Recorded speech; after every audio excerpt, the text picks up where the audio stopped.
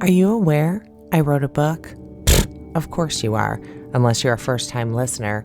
I wrote a book called I'd Rather Talk to Dead People about my experiences at some of the most notoriously haunted locations in the world. Find out why Johnny G's Beat says one of my 2020 favorites, or why Christina says wonderfully written and exciting. Katie says it's one of her best reads ever. Corey says it's paranormal investigating with heart. Head on over to Amazon.com or BarnesandNoble.com and just search I'd Rather Talk to Dead People by me, Kitsy Duncan. Oddity Files. Podcast. All things creepy, Cryptic. otherworldly.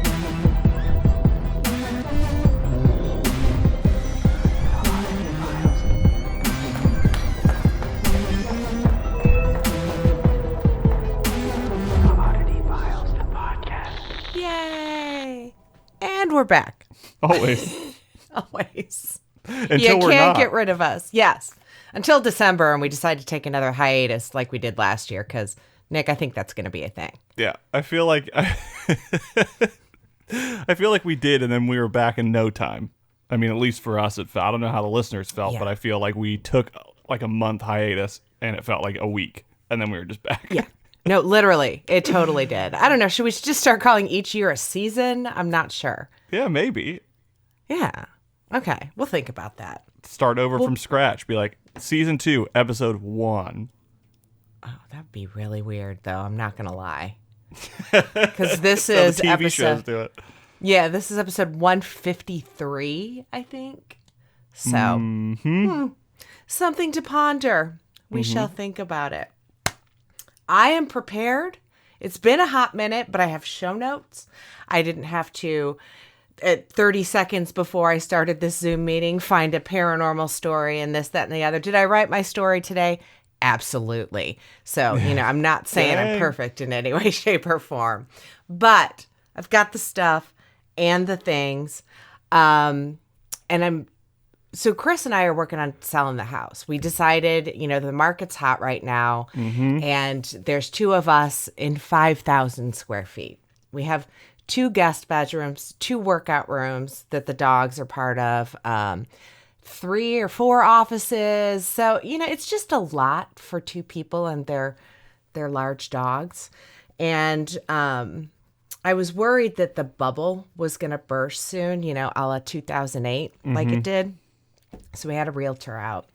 It was actually the realtor who sold us this house. I hadn't seen her in 20 years. It was kind of neat. But we're taking her on the tour, and she's like, blah, blah, blah, blah, blah. And I brought her in here. I said, don't worry. All of this will be a lot less spooky, when it's time to show the house. I'll put the Ouija boards away. She's like, Ouija board? I haven't played with a Ouija board in forever. Oh. We should do that. Oh. So she's all about my creepy little podcast studio, which I thought was absolutely amazing. I'm learning like more and more as of lately that it's coming up in conversation that like people weren't allowed, like parents wouldn't allow the kids to play with the Ouija board, even though you can buy them in the board game section. Mm-hmm. Like multi-generations of kids' parents were like, no, I draw the line there. And so I find it interesting because I think people have gone, if you're like not into it when you're a kid and your parents say no, you probably don't really think about it again. Mm-hmm. Like maybe it crosses your mind. So I do think there's a lot of people in their like late 20s, early 30s, like mid 40s and even mid 50s who like who have never touched one or even know fully what it is, because like what 80s was like Satanic Panic. And 70s, The Exorcist came out. The Exorcist was 70s. 90s was like, I don't know, I think people like had their shit together, but there was like the internet that was on the rise. People didn't know what to do, so like no demonic Creepypasta stuff. came about. Yeah, Reddit came out. Yeah, absolutely. That was the one thing. Like Ouija boards were like the TikTok of like the 70s through the early 2000s, I feel like. For sure. And everybody's coming out of the closet with their love for the paranormal recently. I don't know if it's maybe just because I'm so immersed in it. And it's usually something I don't bring up in conversation when I first meet somebody, just because I don't need that.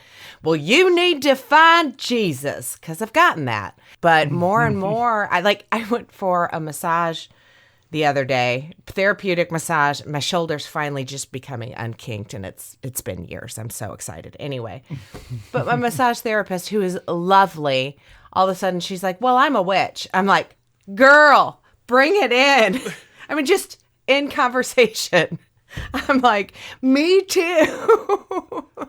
I feel like the more that I hear that, and the more paranormal shows that get greenlit, and the more alien shows that get greenlit, I think like the alien thing, the government, it's sort of like a, hey, look at us, we have a talking point that we can get your attention on. But I feel like ghosts and stuff, we talk a lot on this show about wishing that there were more scientific organizations who would look into it, but I feel like if they did, it would probably take away the supernatural element of ghosts. And I feel like it's such just a hot topic for television, for books, for tourism, for podcasts, all of the stuff that podcast, for everything, that like if we put more attention on it, that was professional attention and not like surface level on the like boots on the ground attention, it would probably take away from all of these successful markets. Yeah, no. I don't know. It's interesting. Like now I'm kind of like, I don't want to know more. I just want to know what I know, and then what the people around me know. Yeah, no, I agree. I do love that it's becoming more mainstream. And this is a perfect segue, so thank you so very much. Oh, by the way, this is Oddity Files, the podcast. I'm Kitsy Duncan. And I'm still Nick Floyd. Thank God.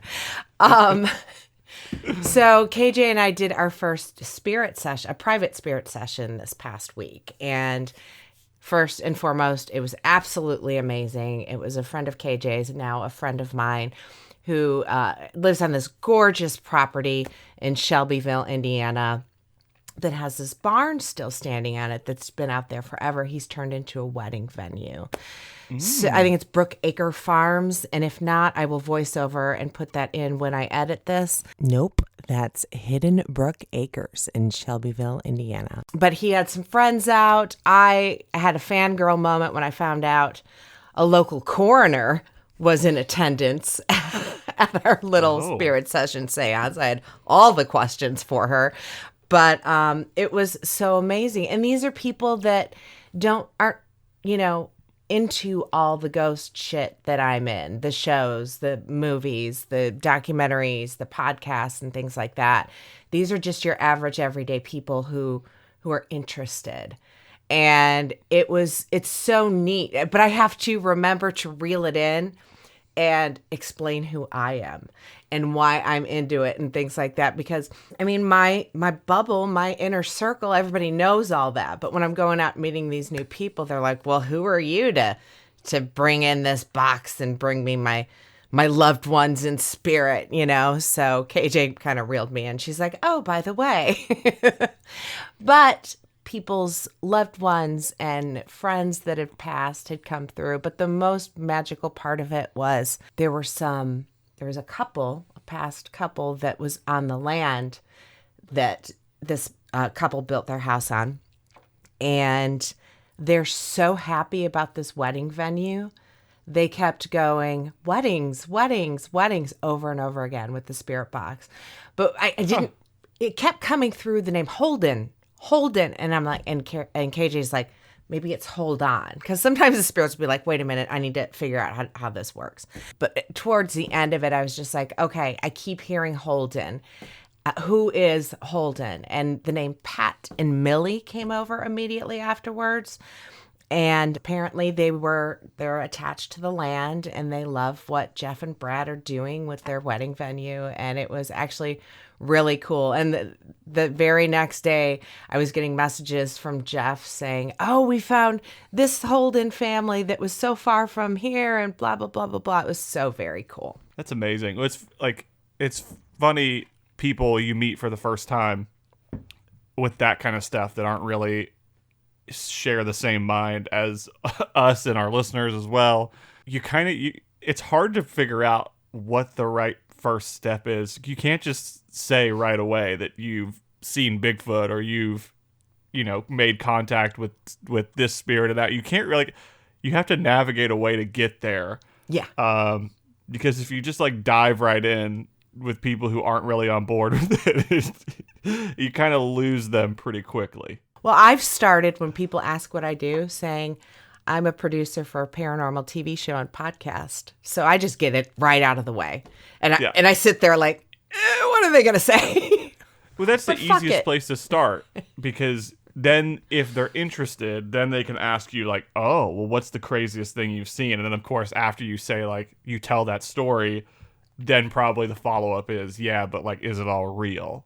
Yeah. And then you can kind of navigate that. Well, funnily enough, not that funnily is even a word, more often than not, people are telling me, oh my gosh, I have a story, as opposed to what I've seen and why I'm interested in it. So it's cool. We're coming out of the closet, us paranormal peeps, and I kind of love it. Yeah, most people do have a story, and when they don't, it's not like, well, I don't believe in that stuff. It's just people like, I wish I did. Yeah. Like, that's usually what it is. It's people who wish they had a story, and there's like three types of people: people who have a story, people who wish they had a story, and then people refuse to believe in it because their faith tells them that they can't. Mm-hmm. And that's usually it. Even though if you ever have the opportunity, and I mean, I don't know how you would know if you did. I feel like you would know who you have trust built with, but talking paranormal with someone who leans heavily into faith is one of the most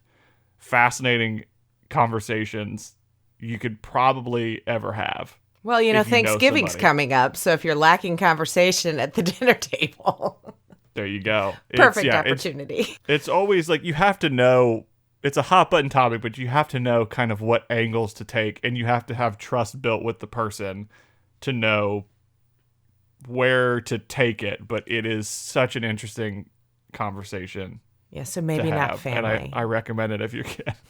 But no, probably not family, but maybe also family. I mean, Well, if you trust somebody enough, maybe. so I've got more on my list, but I feel like I'm completely taking over this conversation. So what's new with you, Nick? Absolutely nothing. Okay, cool. I'm like, please keep talking. I have nothing going on at all. So Well, as this episode drops, I will be in Massachusetts for Ocean State Paracon. So if you guys are out there, come see me Saturday. You just go to riseupparanormal.com. All the information is there. And then this Sunday, Paranormal Crossroad has an event in Halifax, Massachusetts. You can find all that information at paranormalcrossroad.com. Hopefully, the event in Halifax will be sold out because it's super close right now. So definitely check for tickets if you're out that way. Also, I've been a very busy little beaver, if you will. Paranormal Crossroad has some pretty huge event announcements coming up here towards the end of November. So that's kind of like a vague post kind of vibe going on with that. I can't tell you anymore or I'd have to kill you. But make sure you follow Paranormal Crossroad on all the stuffs and all the things. It's Paranormal X Road Errorware. We also just released the second part of an investigation of the TV show.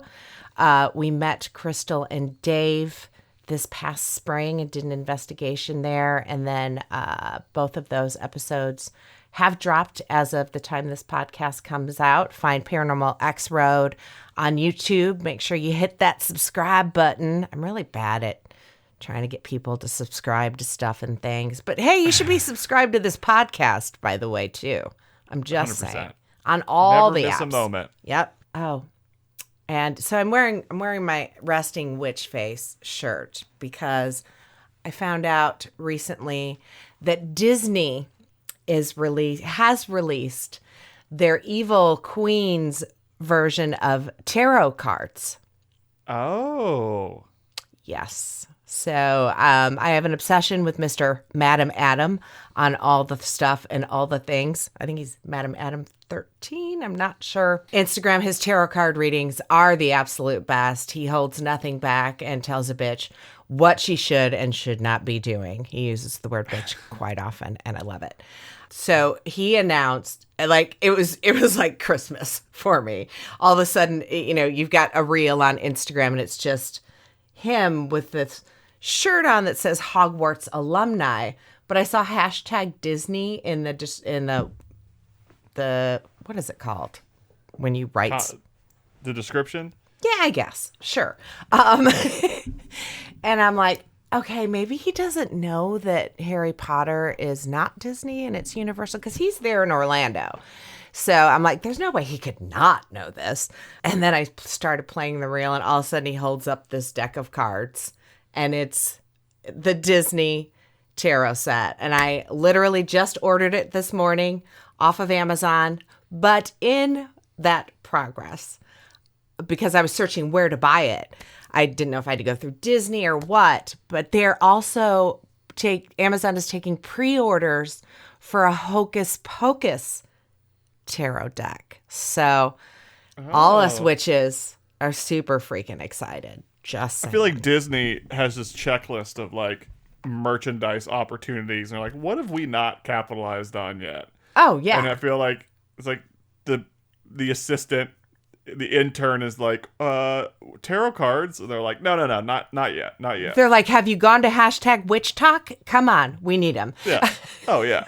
So it's finally like, we've done everything. Like, we've done shirts, and we've done this, and we've done this. Well, tarot cards are still an option. Okay, let's do it. Yeah. I mean, it's, again, taking this shit mainstream, and I love it. I cannot love it anymore. Yep. So that's all the stuff and all the things on my list, I think. Oh, if you guys are interested in these private spirit sessions, I mean, right now we're pretty much just doing it in the local vicinity of where KJ and I are, which is Indiana, Kentucky, Ohio, Indiana, possibly Michigan. We're working on Michigan because Ursula wants us to head up there. But just go to paranormalcrossroad.com and you can find out more about that. It's kind of seance meets Tupperware party. Invite some friends. We drink some wine.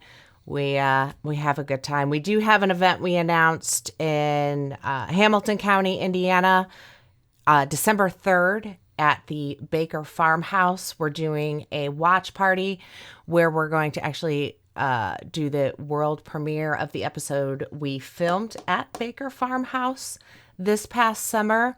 We're going to have food brought in by Send a Friend Lasagna.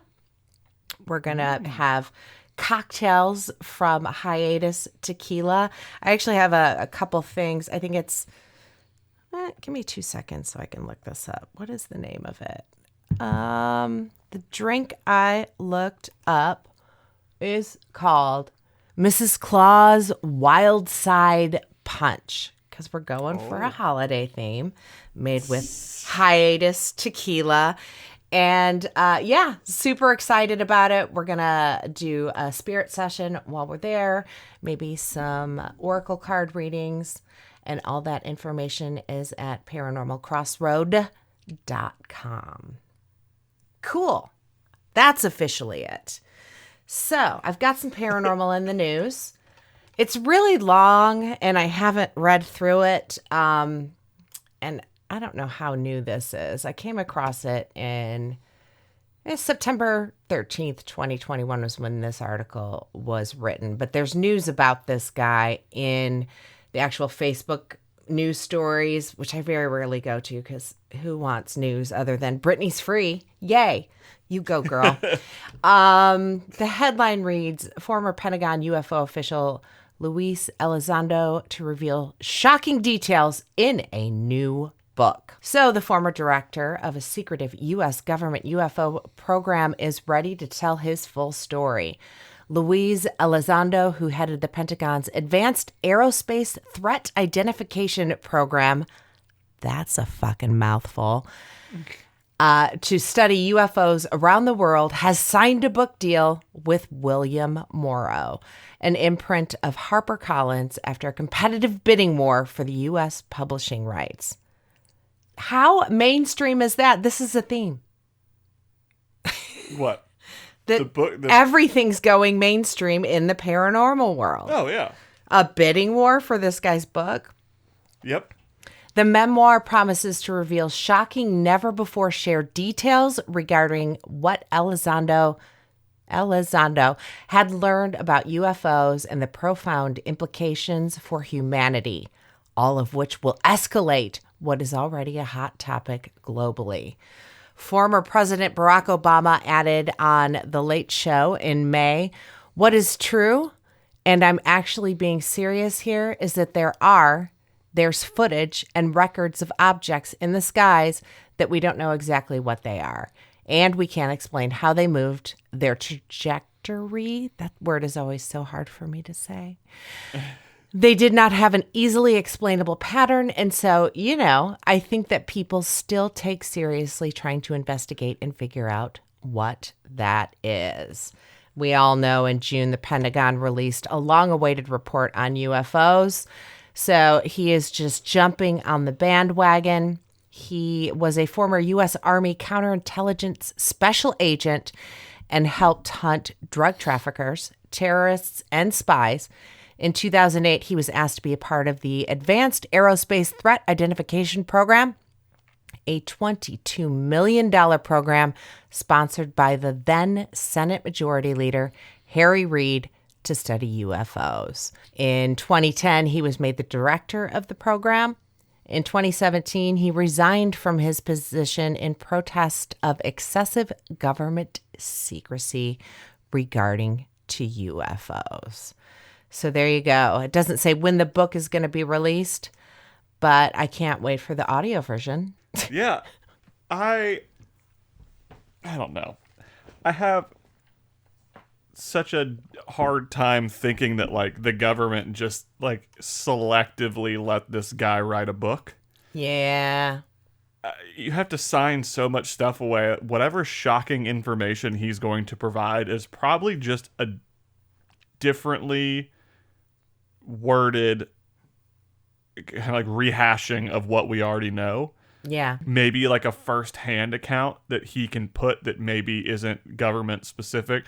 But I just find it very hard to believe that in his memoir, which is probably not going to be all about aliens, it's probably one very small chapter about UFOs, that he is going to maybe talk about personal experiences that have already been pre-approved. Yeah. By the Pentagon. That's one thing. But then the more I hear stuff about, we can't explain it. This whole pandemic has been sort of a wake up for me, because you go to the doctor and you ask the doctor oh, but how did it happen? And the doctor's I can't explain it. And we've had multiple pandemics over the course of time, even dating back before modern medicines, and even to this day in 2021, going into 2022, there's still a lot about this that cannot be explained. So the idea of these crafts that we just can't explain, in very hard air quotes for those who aren't on the Patreon watching this, I'm just finding, I think, more and more difficult to believe that we find it hard to explain kind of excuse. Yeah, aren't doctors supposed to know everything? I mean, that's how I was raised. I mean, if you go to school for all of that stuff, it's just I think the government as well is your job is, I guess, to protect the country. And if you see something that you can't explain, if you don't feel like it's a threat, it means you've already written it off. Maybe you don't have a finite, definite answer of what that thing is that you saw. Yeah. But clearly you've written it off enough, or you're not doing your job as someone who is supposed to protect. Literally. So, I don't know. I feel like the older I'm getting and the more situations are occurring in our modern world, the more I'm looking at that sort of, well, they're unidentified and we just can't pin what they are. It's well, you've clearly pinned them as not a threat, or else you would pin what they are. Yeah. Or you would shoot one and take one and investigate it, unless you already have and you're just not telling us. You're just masking it by saying, like, we're telling you everything that we know, but you're really not telling us everything you know. 1,000,000%. They never will. Uh-uh. Like, why would they? No. Speaking of all that, I am officially on season 2 of The X-Files. Oh, 1,100 more to go. Yeah. If I'm not a fan of Duchovny's hairstyle right now, I'm like, dude, what is that shit? I liked it better when you look like Chandler from Friends. This is no bueno. But Gillian Anderson gets more and more gorgeous every episode. 1,000,000%. Oh, even to this day, and everything that she's in. So Sex stunning. Education on Netflix. She's just like, you are the most beautiful woman in the world. So gorgeous. I can't even. And I'm so pissed that the one chance I had to meet her, I had to just hop in of a photo and hop out. There was no speaking to her, no nothing. So Oh, no. I love her dearly. I think I should know this, but I think you go first. Maybe. It's been so long. I know, but I just put it, the last episode we recorded just went up Friday. So That's right. yeah. 2 days ago. What even is time? No, nothing. Well, I will say, since this is going out, I mean, I guess it's going to go out on Friday. I still stand by that the new Paranormal Activity movie sucks. So bad. Yeah. So bad. So I just wanted to throw that out. Yep. Okay, I guess I'll tell a story. Just a reminder, people, don't watch it. Yeah. No, I'm just going to keep reminding everybody, probably for the next few weeks, maybe for the rest of the year, that it's just not good. Okay. So I've been watching a lot of what's the CBS streaming? Oh, Paramount Plus. yeah. And it always plays a commercial for something on their service before. I'm currently watching CSI Miami from the beginning because, God damn it, I love Horatio. There you go. And before every episode, it plays a thing for Paranormal Activity, Next of Kin. I'm like, it's terrible, terrible. No, it's not good. And I don't want more. Maybe I do want more, but just not of that. Like, don't make a sequel. Just reboot it again until you get it right. Yes. Okay, so we haven't talked about aliens in a while on this podcast until, obviously, the paranormal in the news. So I figured if this hasn't been done yet on this podcast over the 150 plus episodes, I will be surprised.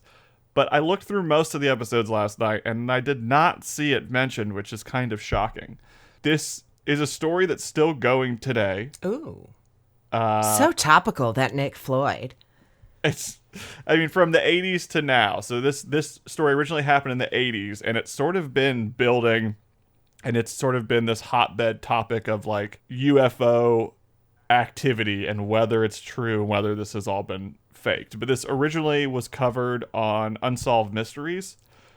So I am pulling this from unsolvedmysteries.fandom.com. They literally will tell you everything said in the episode. I love that site.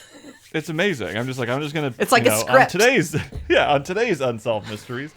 So this takes place in England, and this is what is commonly known, which I had no idea until I found the story, which I'm shocked. Britain's Roswell is what this is. It's very cool. You can go visit there now. After the story, it'll sort of explain it. There's like a big statue of a UFO that's there. I mean, they're really leaning into it. Love it. Which makes a lot of people question whether it happened. So, December 26th, 1980, around 2 a.m., Airman First Class John Burroughs was on security patrol at Woodbridge Air Base with his partner when they saw an odd bright light come from the Rendlesham Forest, which separates Woodbridge from Bentwaters, another air base, which I imagine to our British listeners, you'll know these locations, I'm assuming. Sorry, we I'm don't. just gonna assume. Not even going to They went back- apologize. I was like, I don't know where these. I think if Woodbridge sounds familiar, but I also know it's a wine. Yeah, maybe- that's what I was thinking was the wine. They went back to call their superior from a nearby post, and they were still able to see the light. Almost simultaneously, another security patrol arrived and confirmed it. Which is like, yep, that's a light. That right there, gentlemen, is a light. Almost simultaneously, another security patrol arrived. Did I already say that? I already said You're that. having the Yes, they same confirmed day it. I am. Welcome Jesus to Christ. Alzheimer years old. I need 2 cups of coffee this morning. Anyway, we'll just say, sure, another security patrol why not? showed up. I'm altering the story. A second one showed up and also confirmed it.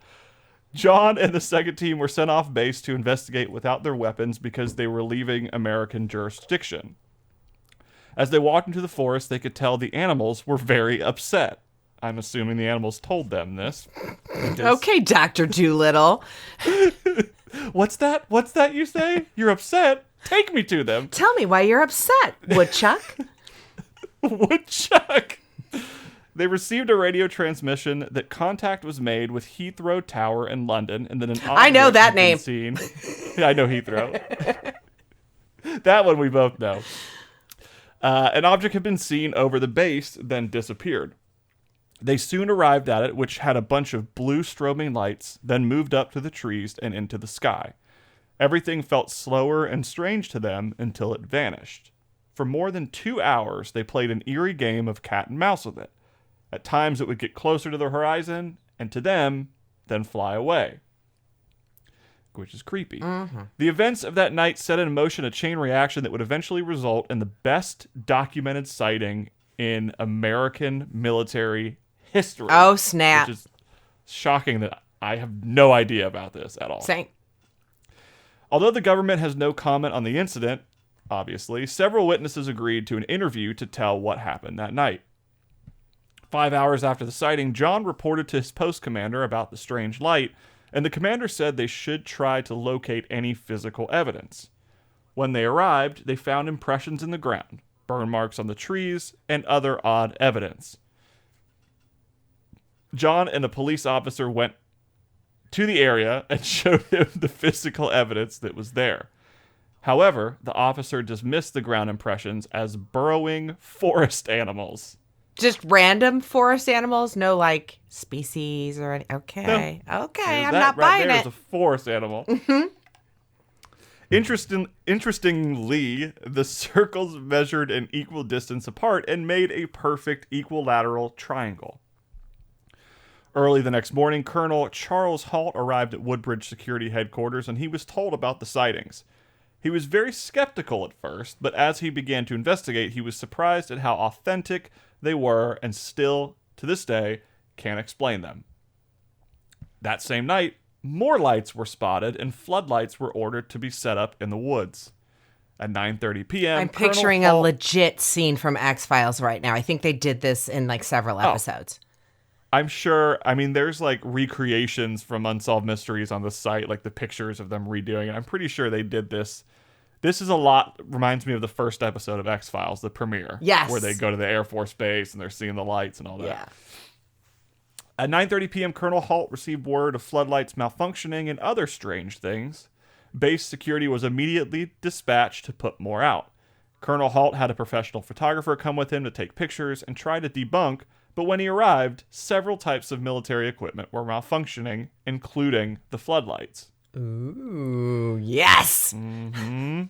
Colonel Halt and his men went into the woods armed with a tape recorder and other equipment. Sergeant Robert Ball, one of his team members, located a site where they believed a UFO had landed. They got an instrument to do readings on the trees when one of them noticed a red glowing object about a few hundred meters away. It began zigzagging around the pine trees and winking at them. Then as it moved away, they followed it. They found a farmhouse that appeared to be glowing as if it was on fire. As the object began moving toward it, it broke up into 5 white balls and disappeared. Fuck. Crazy. Yeah. The men began going toward the coast when they looked to the north and saw 3 objects in the sky that began moving in strange patterns. They believed that those were trying to communicate or warn them. Sergeant Ball believed that it looked like a grid search, beams of light began shooting out from them, and several people at the base also reported the lights. John Burroughs woke up while this was happening, and he then saw several blue, transparent lights in the sky, and one dove toward them, went through a truck, and then went back in the sky. Oh, fuck. It went from X-Files to Close Encounters. Yeah, it was like playing with him. At virtually the same moment, Colonel Halt and his men noticed an object in the sky that was coming toward them at a tremendous rate of speed, and a beam of light came down within feet of them. Then it disappeared, and Colonel Halt went from a skeptic to a believer. I'm a believer. Oh, where'd it go? The next day, I mean, I Halt could sing played- some more if you want me to. No, I won't. The next day, Colonel Halt played the tape to his boss, and he agreed with him and told him to write an incident report. His boss then sent it and the tape to a staff meeting, and everyone was confused, and nobody knew what to do. It was sent to British military authorities, who did not act on it. Then, in 1983, a private citizen used the Freedom of Information Act to release it. Ooh. All right. He said, pull the receipts. However, many are not convinced. Some believe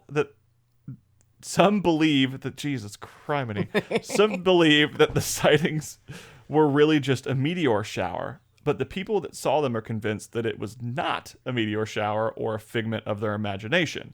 Colonel Halt found that in January 1981, and 9 months later, that there were more sightings near Woodbridge. In total, 15 men claim to have seen the unusual phenomenon at Bentwaters and Woodbridge during the first incident. To this day, nobody can fully explain what really happened in December 1980 in Rendlesham Forest. Wow. And it goes on. I mean, if you want more information about Rendlesham, you just Google Rendlesham Forest incident, and there are many reports that are just like, this happened, and this happened, and this happened, and this is still happening, and people... I think someone was abducted as well, that they claim. But this is the OG, like, fully documented Britain Roswell. So, I mean, meteor showers, first of all, lame ass excuse, especially if the lights are going through trucks, because I feel like if it was a meteor, it would have literally went through the truck and there would be evidence. And to play devil's advocate, I mean, is there any... What's the word I'm looking for? Is there any reports of like mass hallucinations? Is that ever really a thing? I mean, maybe at like high altitudes. Okay. I feel like maybe long nights and high altitudes specifically. But if they were just working on the base and were just kind of taking up shifts, I don't see how it could be written off as mass hallucinations. Mm-hmm. Also, I don't think if they could write that off, they wouldn't be requested to file an incident report. Right. No, absolutely. I just wondered if mass hallucinations were ever a thing because, I mean, I believe, don't get me wrong, but I mean, the excuse of the meteor shower was so lame, I'm surprised they didn't come up with mass hallucination. Yeah. I'm surprised. I feel like that's a risky thing to say, especially when it comes to like military, is that if you throw that around Oh, yeah.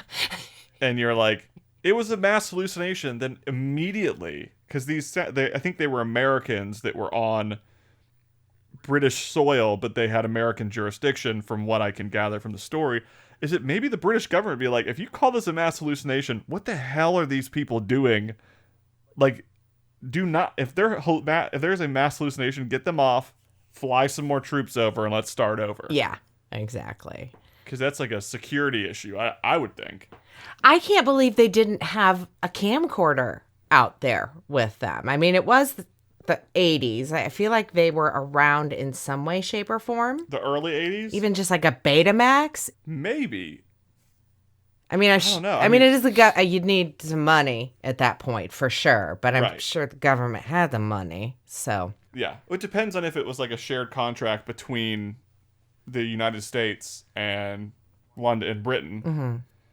And who was funding the project. So if it was like, if America was there for Britain might not have put in the budget like, yeah, we'll have some cameras on, we'll have some security footage, we'll have this. Yeah. Could have just been like, I want to know more about the purpose of being there and where these lights came from. But yeah, it's pretty crazy because it's still, I mean, you can visit it today and walk through the forest, and I think you can camp out there as well. Oh, wow. That hashtag goals right there. I want to go. It sounds very cool. I love it. I love it. So is Roswell, can you do the same thing where the crash was? Mm-hmm. You can go like tour. I'm sure you can't camp, but you can actually go see it. There's the, what's it called? Like the Alien Inn or something? The Alien, which is a motel that's the closest to Area 51 and the Roswell incident. And there's like the black mailbox, and there's lots of different things you can do that are very like tourist driven. Yeah.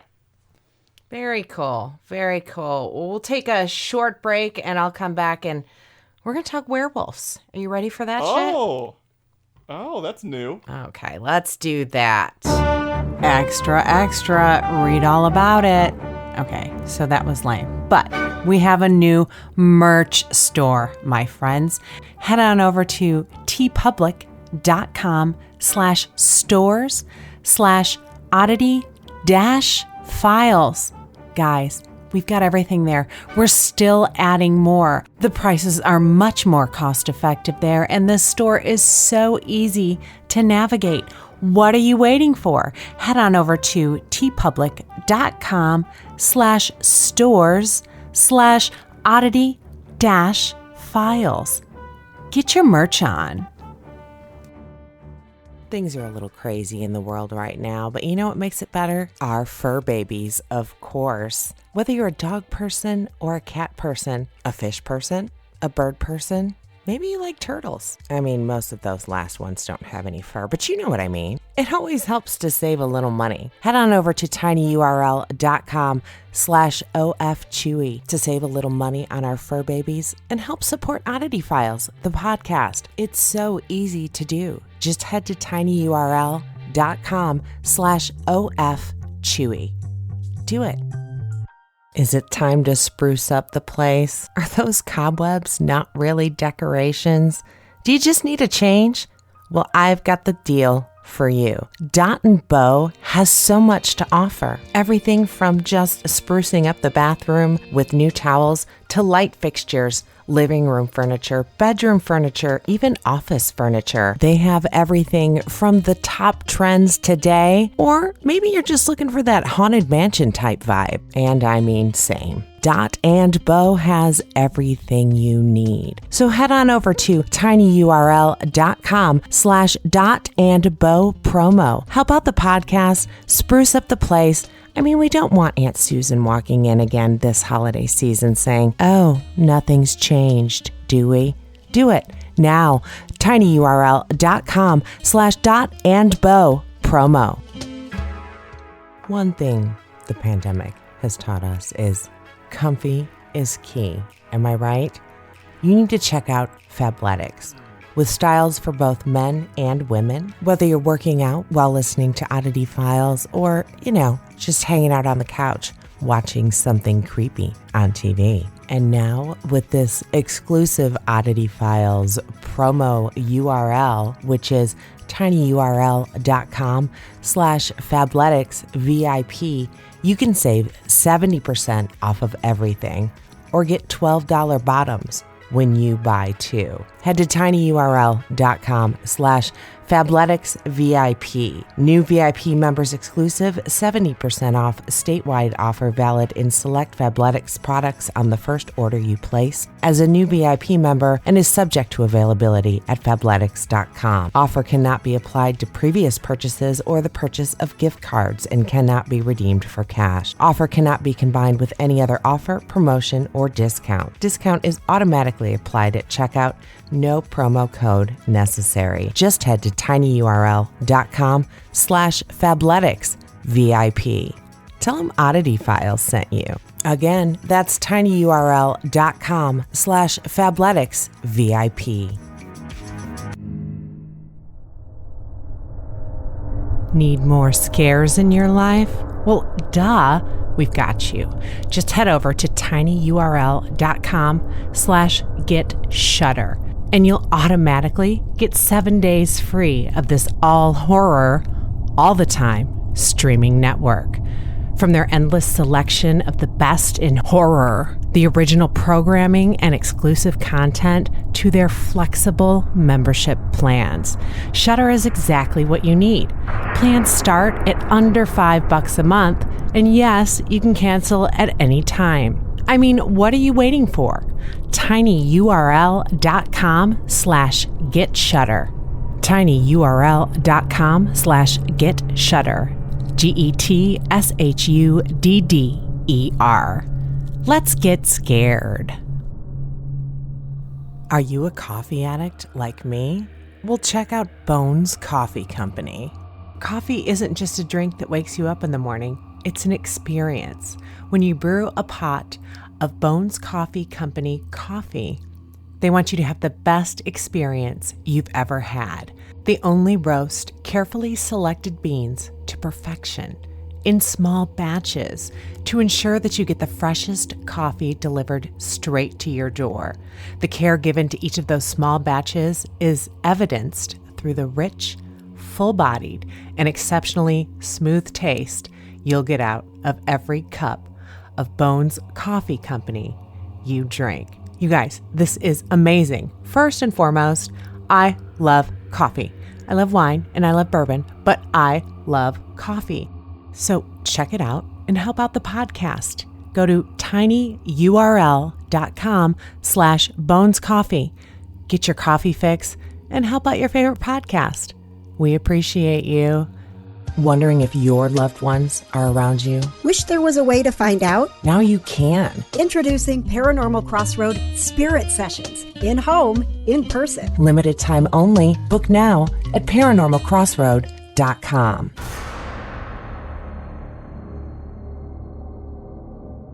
Like the idea of an escape room, but don't want to leave the house? I feel ya. Have you heard of Hunt-A-Killer? It's this really neat concept, and it's delivered straight to your home. And you know what? They need homebody detectives just like you.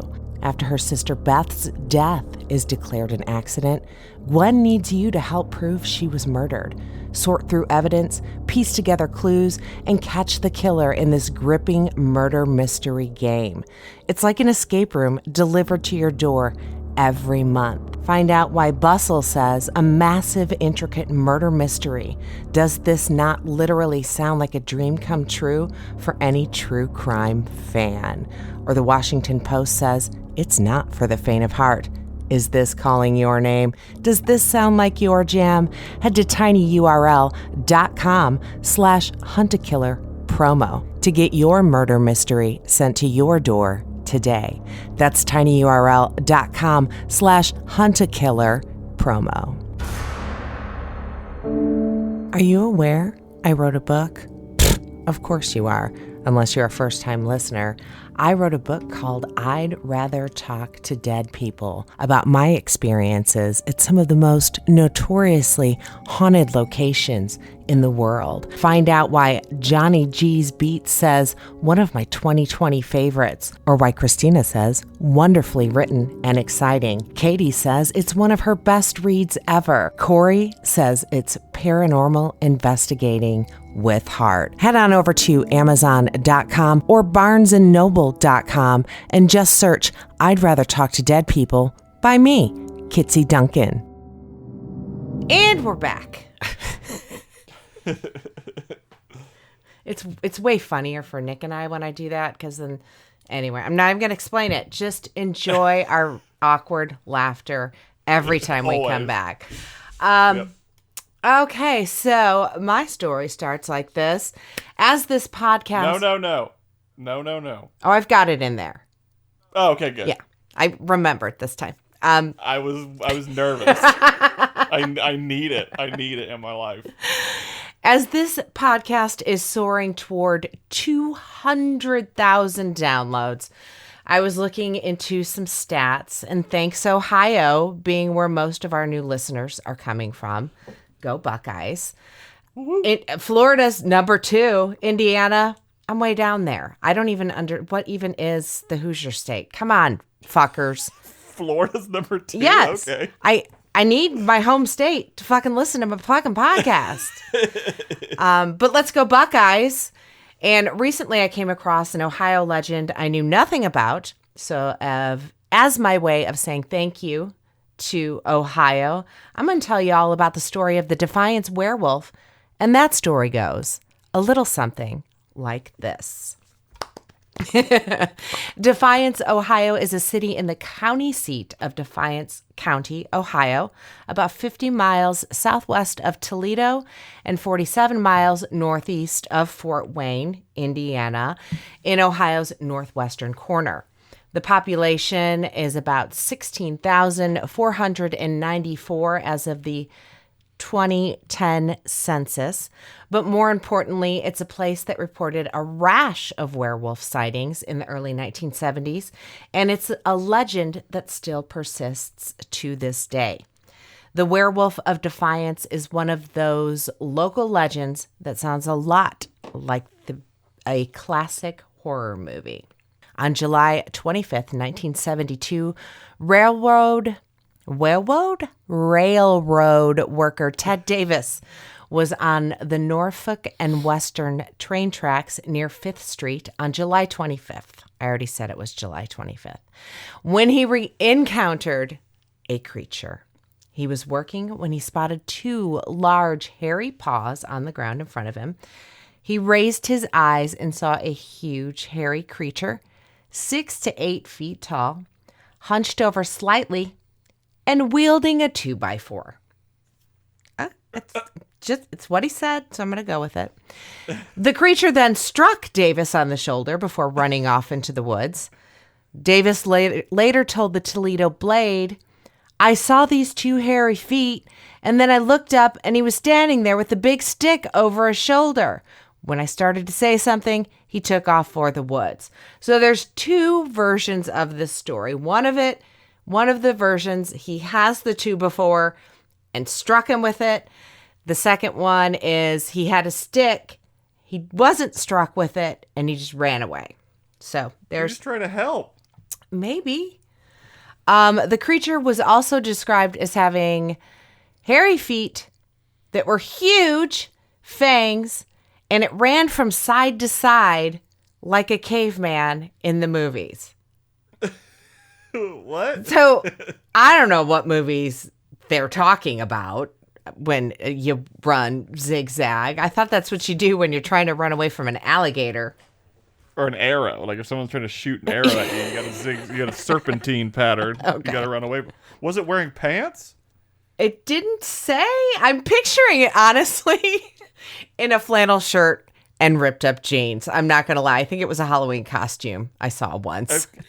It very much could be. I'm also very disappointed in all of the werewolf sightings throughout history. No one ever describes the genitals of the werewolf. Because there's a large part of me that's like, if this werewolf is standing tall and it's just like... It's going to have some dangly rocking bits. Up to you. Yeah, it's going to be there. Like, it's going to exist. You don't just like go from man to werewolf and just like lose your bits. Unless it's like a Ken doll and maybe they don't procreate. Who knows? Yeah, or there's like a hair flap, like an opposite of a kangaroo pouch. It's just like a little loincloth made out of hair. Yeah. I don't know. I don't either.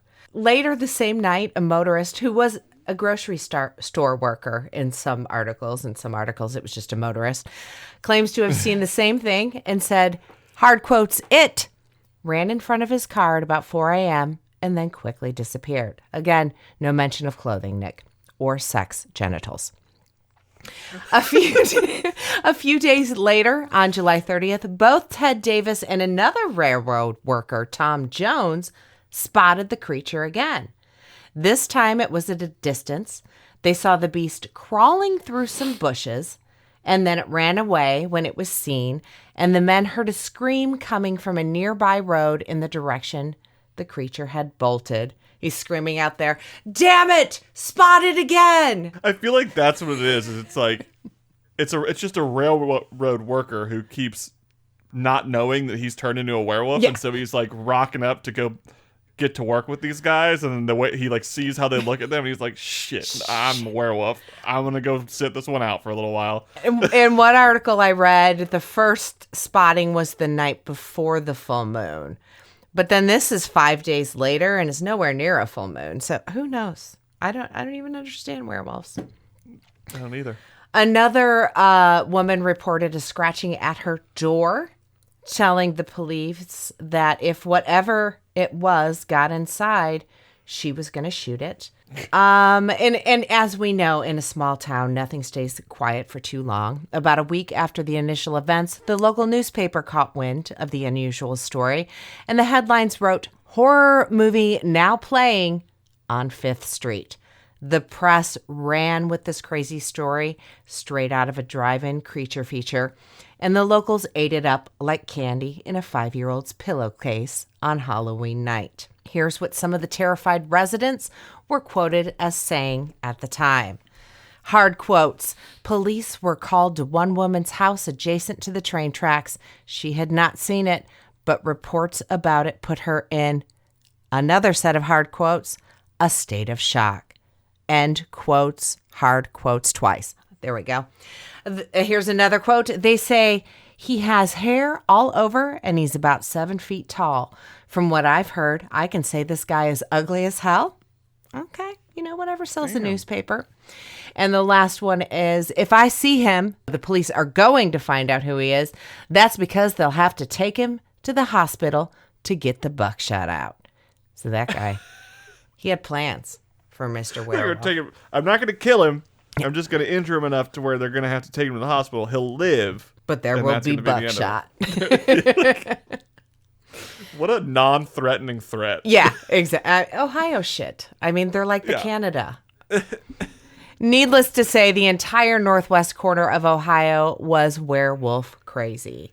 There's much speculation over what exactly the creature was. Many of the eyewitnesses insist that the creature was a werewolf.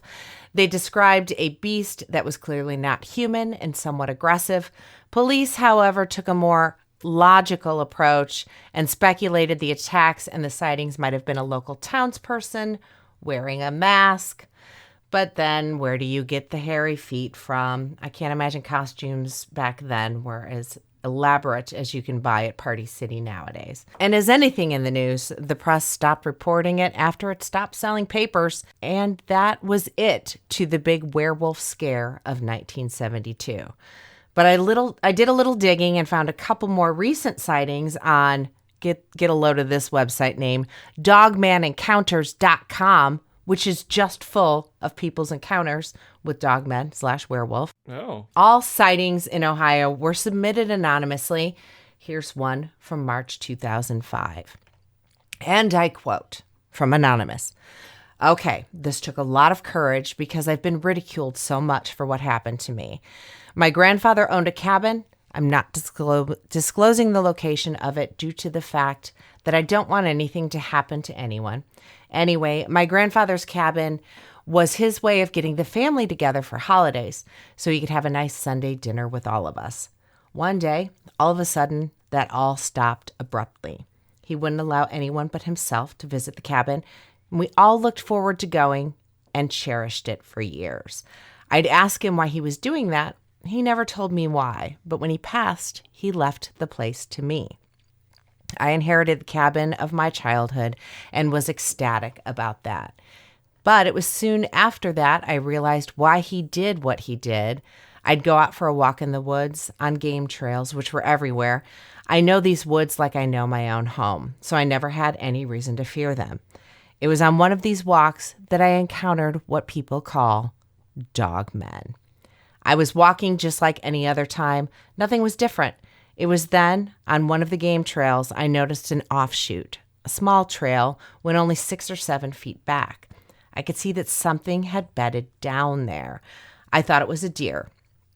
I then walked into the bedded area, and I soon realized that this was an ambush point for whatever made this bedded area, and it was massive.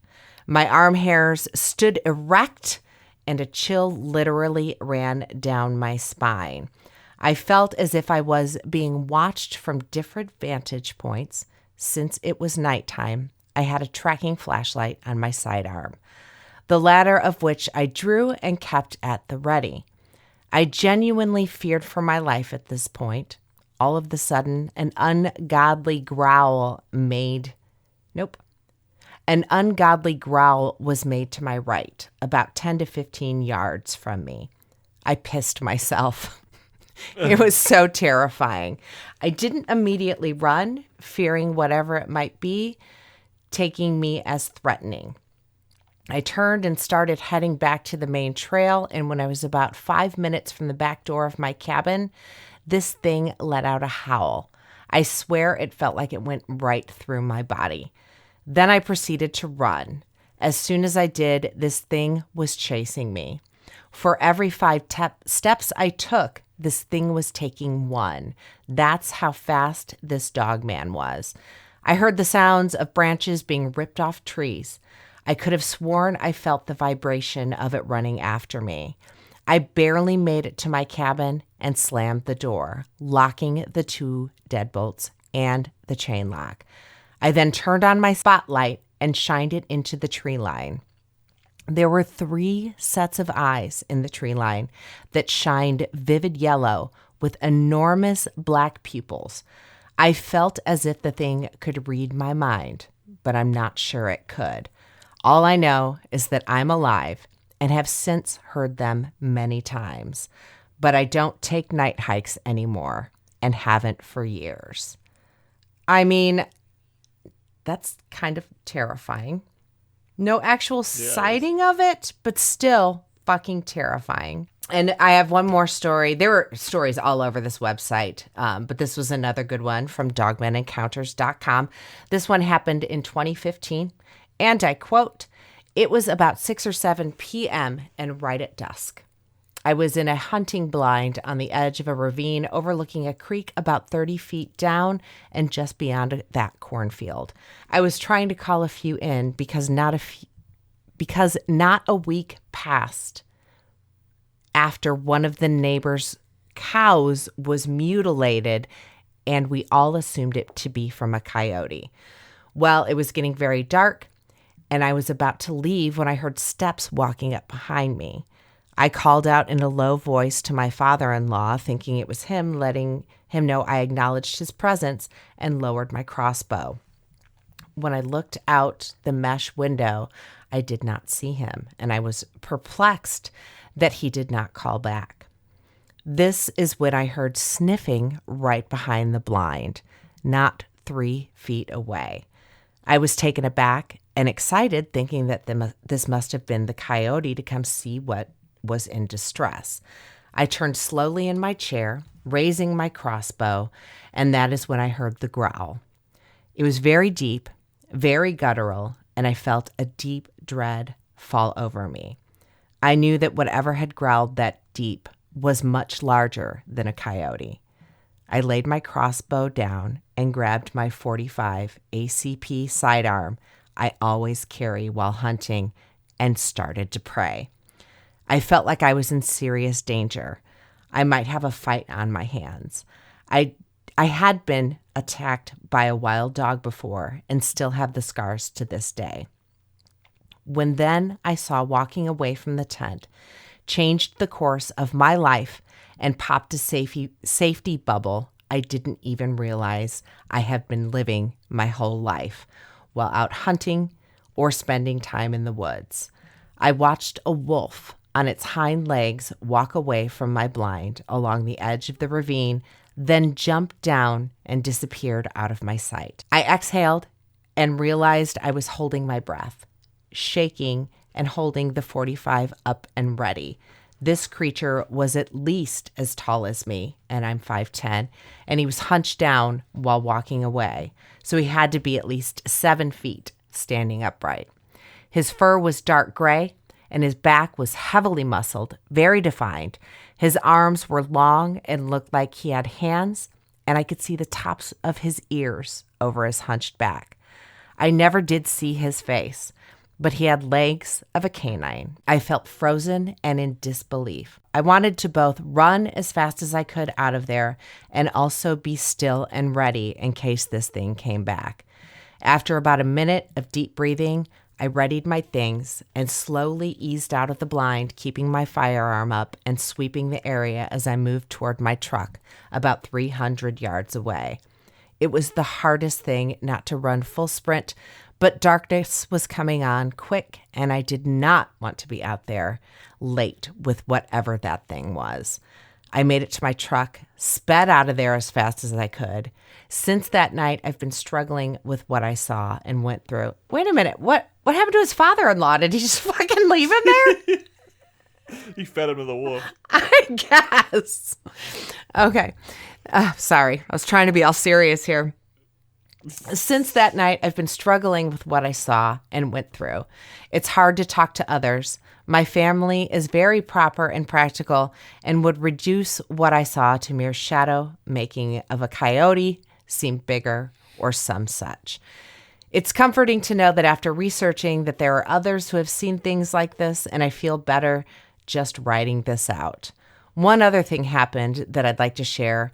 I moved to an old house about 10 miles away from the land where I was hunting, and for about a week, my 2-year-old daughter would tell me about the bad wolf outside. This was about 2 years after my hunting incident, so I didn't think much of it at first, but she kept going on and on about the bad wolf outside, so I started to get concerned. I told her to come to get me when she saw it again. One night at about 8 p.m., she comes to me, "Bad wolf outside," and she leads me to her room on the second story and tells me to look out the window. We have a floodlight out back, a huge chicken coop, and a run area of about 50 yards. And then about 10 more yards past that is the wood line. I scan outside the yard and see nothing. I look around the coop, thinking maybe it's my neighbor's dogs trying to get to my chickens, and I see nothing. And then I look at the wood line, and I see it. Just before, I see a large wolf creature standing in the wood line, straight up and staring right at us. It was standing right behind a large wooden cross I had put up just at the wood line. The cross is about 9 feet tall, and this creature was shorter, but not by much. Again, I was frozen, but this time I was angry because it was at my home. It was watching my daughter and probably my entire family for who knows how long. I picked up my daughter and stared right back at this thing. It had yellowish, glowing eyes from the floodlight reflection. I carry her and call my son into the room while trying to stay calm. I put them both on the bed and go into my gun safe and grab my 45-70 lever rifle. I don't know anything about guns. And head to the window and see that it's gone. I didn't sleep much that night and had the kids sleep with my wife and I. I was staring outside for a long while. I've not seen it or any others since, and I pray I never do. And there you go, kiddos, dogman or werewolf, whatever you want to call it. I sure as hell don't want to run into one anytime soon. But Ohio has them. Who'da thunk? My wingmen, aside from dogmanencounters.com, were paranorm101.blogspot.com, astonishinglegends.com, armed-with-silver.com, and cleweekend.com. It doesn't feel like it's hurting anybody, though. No. It doesn't straight like murdered anybody. What if they're all just like